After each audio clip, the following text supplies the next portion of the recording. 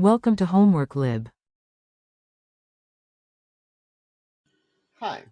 So first of all, let's check why this compound is going to be aromatic. We're going to have two electrons coming from these double bonds, two for each of them. And then we have this extra pair of electrons that can be delocalized into our pi ring because if we look at the structure, let's say that we are looking at the plane and we have the nitrogen, the hydrogen, and we have the carbons on both of the sides. What we're going to have is that extra pair of electrons needs to be on the top, and that is able to delocalize with the pi electrons of the carbons that are right next to it. So this pair of electrons can delocalize over the ring, so that's why we can count them into our Huckel rule. Okay? So this compound is going to have 6 pi electrons, 2 coming from each of the double bonds, and 2 more from the lone pair. Okay?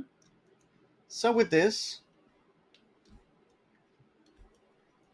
we are going to have 6 pi electrons.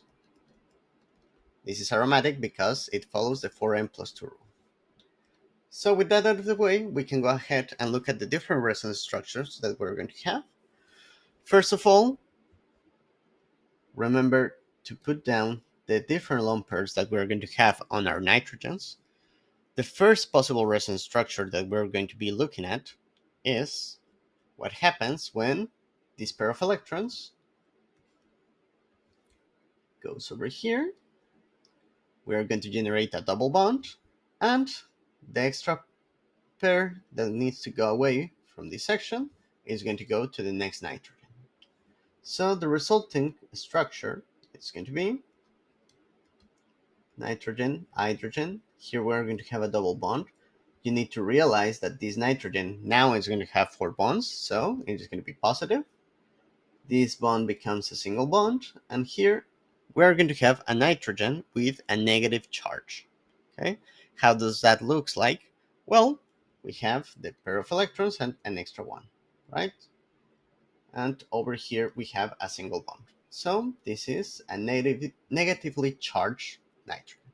So for sake of brevity, I'm going to omit the pair of electrons in all of these structures. Just remember that they look like having 4 electrons when the charge is on the nitrogen, and it is going to look like having only one pair of electrons when we have a carbanion in one of the carbons.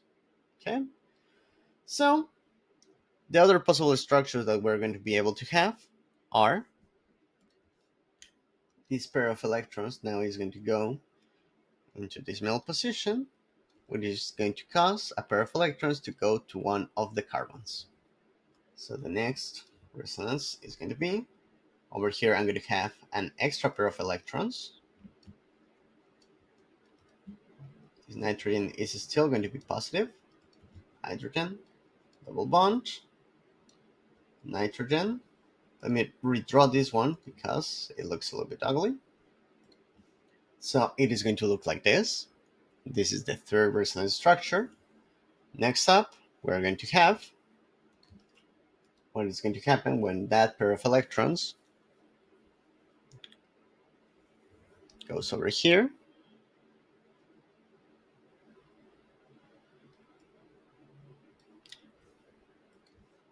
Then this one goes over here. So you can realize that the negative charge is moving around in the cycle. So the structure is going to be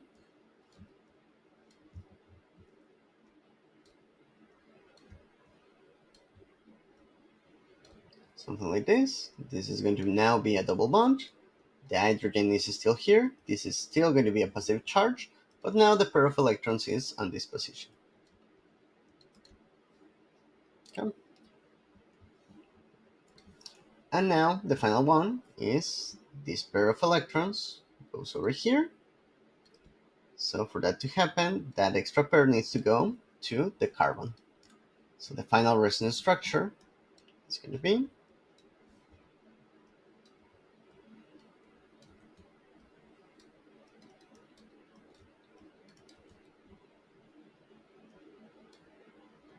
The double bond now goes in this direction, and the extra pair is on that final carbon.